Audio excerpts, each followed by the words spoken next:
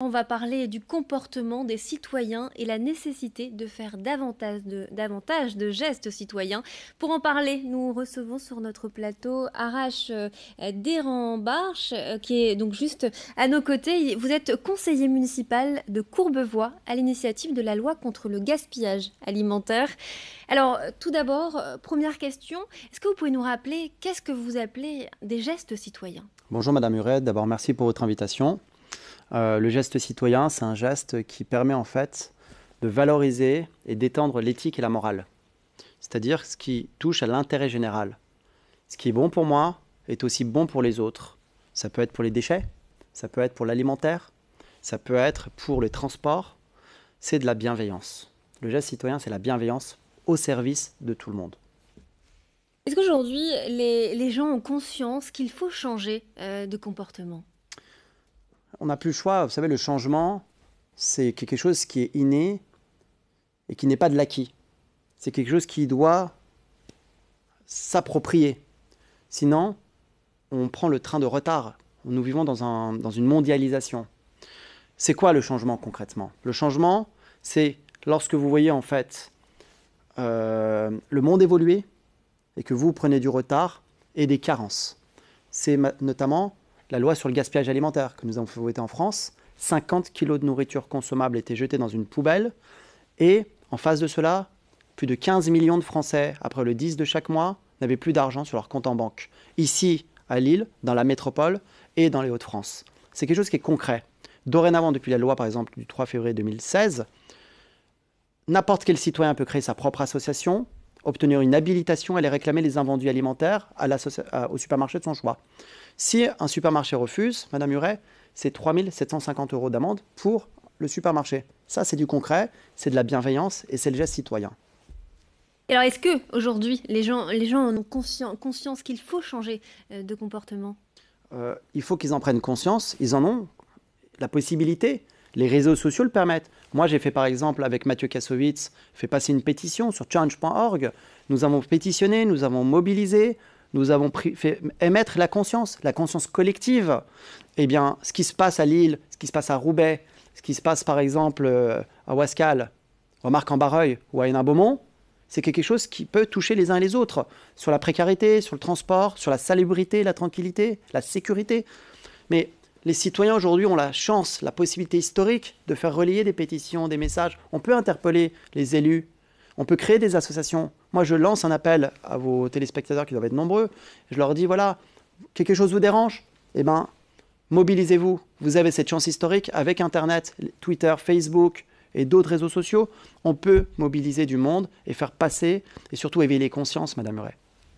Alors aujourd'hui, les gens ont les moyens de changer les choses, mais sur le terrain, est-ce que vous constatez justement que les gens prennent les choses en main?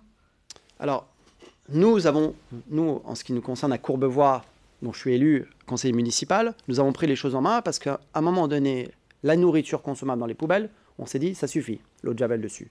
Donc, on a fait les maraudes, on a récupéré les invendus alimentaires, on a fait la pétition, on a sollicité, on a mis la pression sur les parlementaires qui ont voté à l'unanimité la loi sur le gaspillage alimentaire. Et ça a été une rude bataille puisqu'on avait les lobbies de l'agroalimentaire en face de nous. Vous aurez toujours des lobbies, vous aurez toujours des gens en face de vous qui vous diront « ton idée n'est pas bonne, il faut laisser tomber et tout ». Mais pas du tout. Si vous avez une conviction, vous pouvez y aller. Moi, je dis notamment aux plus jeunes d'entre vous qui regardent, soyez audacieux, soyez courageux. Ne demandez pas l'autorisation. Vous voulez faire changer le monde, vous le pouvez. C'est Mark Twain qui disait « ils ne savaient pas que c'était impossible, alors ils l'ont fait ». Alors moi je dis à vos téléspectateurs, quelque chose vous dérange, eh ben, mobilisez-vous et surtout bousculez les lignes. Vous avez des cas concrets de situations qui, selon vous, ne peuvent plus durer dans l'alimentaire et dans d'autres situations? La nourriture, on ne pouvait plus concevoir que la nourriture consommable, Madame Huret, puisse être jetée dans une poubelle. Mais on va prendre d'autres sujets, la sécurité. Je pense notamment également au transport public. À Paris, dont je suis élu à côté à Courbevoie, ça devient infernal. Mais j'imagine que les problèmes que nous avons chez nous, vous les avez exactement, les bouchons, les transports. Il y a également les mêmes problèmes pour les déchets. Je pense notamment pour les sacs plastiques. Eh bien, en fait, tout cela dépend de politique. Si les politiques, notamment les députés, les sénateurs qui sont chez vous, ne se mobilise pas pour relayer l'information, on va où?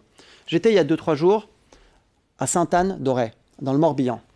Je suis allé soutenir les agriculteurs, les familles endeuillées. Vous savez, il y a quasiment plus d'1 suicide par jour des agriculteurs. C'est la chaîne agroalimentaire qui est malade. Lorsqu'on parle de gestes citoyens, Madame Huret, il faut comprendre en fait qu'à un moment donné, l'intérêt général, lorsqu'on lui porte atteinte, nous les élus notamment, mais les citoyens aussi, doivent lever le bouclier. Vous savez, c'est un pays, la France, Madame Huret, tout au long de son histoire, s'est révolté. Et la révolte, elle est positive, elle peut être positive. On n'a pas besoin de passer par des coups de force.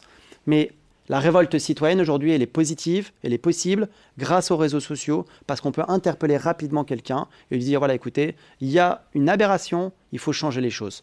C'est un message que j'envoie vraiment aux auditeurs, mais je veux dire aussi ce message d'amitié pour les agriculteurs qui vous regardent. Il y en a dans cette région. Ne laissez pas tomber vos bras.